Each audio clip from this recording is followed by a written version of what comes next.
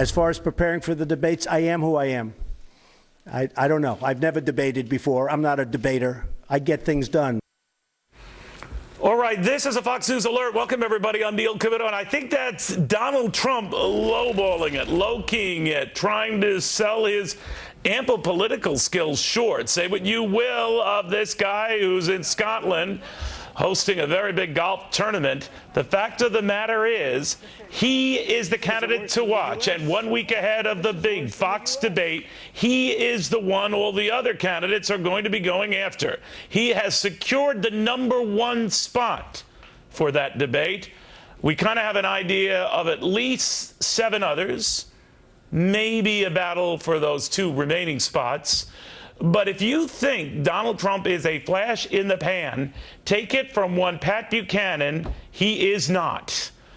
He joins us right now. Patrick, good to have you. I mean, you wrote very eloquently of this and this idea of a populist rage and how it builds and how you can articulate that rage. You did it yourself in 1992 and 1996. But he's taken it to a whole new level because he has something now that you did not. Lots of money. Explain. Well, he's got lots of money, and he's very able and colorful and popular, and he ought to go into that debate just as he said. You know, you dance with the one that brung you, Neil, and he's gotten where he is based on his persona and his straight talk and his humor and all the rest of it, and that's all he's got to bring with him. You know what I thought you touched upon brilliantly, Pat? I'm not blowing you smoke. When I write about this, you write about the politically incorrect things he said and done and all that, but that is precisely what is galvanizing the attention of the party base, a base that has long felt ignored. What I'm wondering, though, is how far he goes with that and for how long. Well, you know, I think another reason is everybody piled on, and the American people, they realize people make gaffes and mistakes, and they laugh with them. Sometimes they laugh at them. But the huge pile on, even by some of his colleagues in the race saying, get out, get out, get out, I think offended an awful lot of people, and it looked like everybody's baiting the bear, and people start cheering for the bear. Let me tell you how far he can go, though, Neil. This race, almost always in the Republican Party, and you mentioned my race, comes down to the establishment guy, Dole, versus the outlier, the outsider, the insurgent, Buchanan. And once you go through the early primaries, the establishment all comes together and wins, almost always. This time, the insurgent is the front runner. He could come out of these primaries if he holds where he's at, and some establishment candidate's going to have to try to rally everyone behind him. All right, but that establishment candidate would have to hope that the others hate him less than they do, in this case, Donald Trump, right? Because invariably, you throw your lot with the guy you think either has the best chance or offends you less. Now, Donald Trump has already ticked off and offended a lot of these guys. If he surges, right. I mean, I've talked to a lot of them about it, and they don't sound like they would just jump on the Trump bandwagon. No, that's what I'm saying. I think the establishment and the other candidates, as and when they dropped out, and frankly, if Donald's running at 25%, say he comes in second to Walker in Iowa and wins New Hampshire, I think they'll start dropping out, and the establishment people will start moving immediately in all the other states, and the dropout candidates, all 15 or 14 or 13 of them, almost all of them I would think would endorse, say, a Bush or a Walker or someone like that who's against Trump.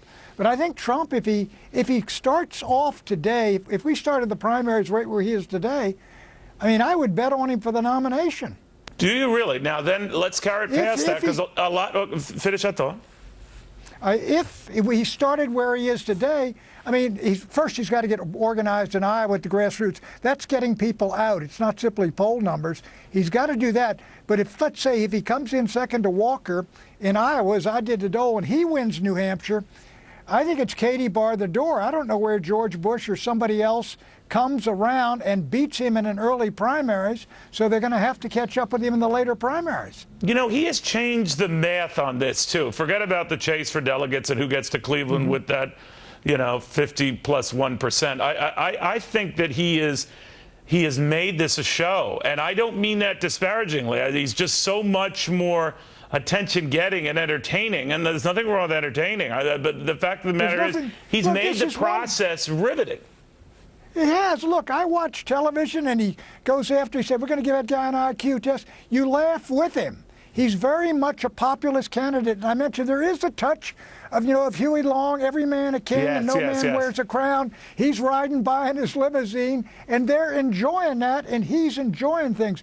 Really, and the others look very, very stick-like and very vanilla. Very cautious, almost too cautious, and he's just sort of, the hell timid. with it. Now, people might tire of that, right? I mean, there always is that risk that they tire of that. Who else in the middle of a race like this could skip on over to Scotland, and to be a golf event? Yeah, it is a nice thing to do. Yeah, it's the right thing to do. You got to get out of that limelight occasionally, but you can't be intense every day of the year, last 7 months of this year, or last 6 months of this year, and then be intense. Right. The problem he's got, he's ought to maintain this freshness that he's got, colorfulness, and it's very tough to sustain that when getting the kind of coverage he's getting. But he's done a whale of a job. I'm astonished. The Reuters poll has him now twice as strong as Bush nationally, let alone beating him in Florida. Yeah, and for every attack he gets and the pile-on that ensues, his numbers go up. Now, again, you're right. Who knows how long that lasts. But I've always said, Pat, that regardless of your views on Donald Trump, I think the mainstream media particularly mistakes the messenger for the message. I've said it quite a bit on Fox News and Fox Business, which, Pat, if you don't get, you should demand. But anyway, one of the things that I think people are missing with Donald Trump is that message. And it is a message of rage. You tapped on it, too, in 1996, where people are sick of what's happening in this country, sick of trade deals where they seem to get the short end of the stick, sick of problems that seem intractable and never get done. I mean, and this is a billionaire who has a record of getting things done, controversially, but done. Yeah, he's got two things going. One is there is a tremendous populist thing that we're gonna get rid of these trade deals, bring these jobs back. I'm going to negotiate for us. Secondly, there's nationalism, and people don't realize it. We're going to stand up to the Chinese. We're going to negotiate with the Mexican government. We're going to make America great again. I've got a lot of contemporaries of mine. They just are very down. They're very sort of depressed about what's happening to the country they love. And they see this guy comes in and says, I'm going to make America great again. I don't know if they believe it, but they say, that's what I want to hear, and that's what we ought to be again, the country we were. And I just get a sense that he's not tailoring this for a given audience. You don't like it, fine. You like it, great. But while you guys are arguing about it, I'm going to go to Scotland and play some golf. He's free form. He's making it up as he go along. You were free form, Patrick. You were free form. All right. Yeah, but then eventually they got me. Well, I don't know. He has a little bit more money than you did back then. It could make a world of difference. Very good having him. Go, finish that thought. Okay. He's starting off as the front runner. Very different. We didn't get near the front runner. Didn't get there. He got very close to Dole nationally, but nationally he's starting up. But again, he's got 6 months to go, and as you said, it's got a long way to go. Yeah, but you got on the cover of Time and Newsweek. I mean, that wasn't too shabby. I was once in Highlights for Children. And can you find Neil in this puzzle? All right, Patrick, thank you very, very much. Good seeing you again. You take it easy, my friend. All right. Meanwhile, the Washington Examiner, Susan Crabtree, is focusing on Hillary Clinton, who's got a devil of a time right now. I was thinking of you, Susan, when I was looking at how she was trying to pitch herself to the AFL-CIO folks today. And the idea was, I hear you, I'm your friend, but I'm sure they were giving her an earful that she is giving them mixed messages, that she's repudiating some of the very trade deals her husband espoused as president, and now trying to tell her, well, I'm more like you against some of this stuff than you know. I wonder if she's confusing him. Well, this is certainly not the vast right-wing conspiracy that she wanted to be running against. You have, Bernie Sanders. He's surging and his favorability. She's sinking. And when it comes to hard issues, she is not coming forward with an exact opinion. You have the Keystone XL pipeline, for instance. She punted that until when she becomes president. You just can't do that. You have Bernie Sanders coming from her at the left. He's actually being the straight talk express of the Democratic side right now. And he's really garnering a real grassroots campaign, a freshness that's authentic. You had a nationwide streaming video with him last night with 3,500 different sites around the country. And in Brooklyn, they were calling it Brooklyn burns for Bernie. I mean, that is not, you can't make But that stuff up. how big is that You can't make this passion? stuff up. And you know, I've always seen, you know, candidates who engender great passion. I just talked about Pat Buchanan, and then they fade. In other words, people at this stage, I think, are willing, you know, to date different candidates and think, yeah, and then they either settle back, and that's what I hoped for in high school when I was dating, and then maybe after a while, all these women who turned me down would go back to me and say, well, built for comfort, and it didn't work. But my point was that, and now that we're experimenting with these because they're exciting, they're different, they're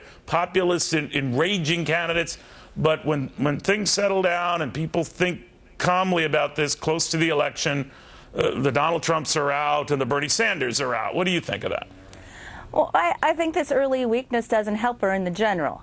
You know, I think that the sign that she's the inevitable candidate and that she has a juggernaut is just not true. There is an opening here for another Democratic candidate. Well, wait a minute. Do you think then that Bernie Sanders could win? He's certainly galvanizing the base, but is that enough to pick it up? Or are you saying that other bigger fish in the party come to fry as well? I'm saying the latter. I certainly think Bernie Sanders his momentum is based on her weakness. I don't think that I've covered Bernie Sanders for many years. With all due respect to Bernie Sanders, he is not the most galvanizing person in the Senate. He's not the most energetic character. But yet he is talking straight, and that's what people are responding to. She is not talking straight. She has always been known as calculating. She won't even come out on the XL pipeline. She dithered for a while on trade. People do not see her as an authentic person that they can relate to. And I think that shows a weakness. She may be the inevitable candidate down the road, but in the general, she'll be competing against the Republicans, and I think this early weakness is really hurting her. And that's assuming, to your point earlier, that she gets the nomination. I mean, a lot of people laugh at me when I say that's in question here, because the success of Bernie Sanders, much like the early success of Eugene McCarthy in 1968, entices other bigger players to come into play. You know, you don't know. Too early.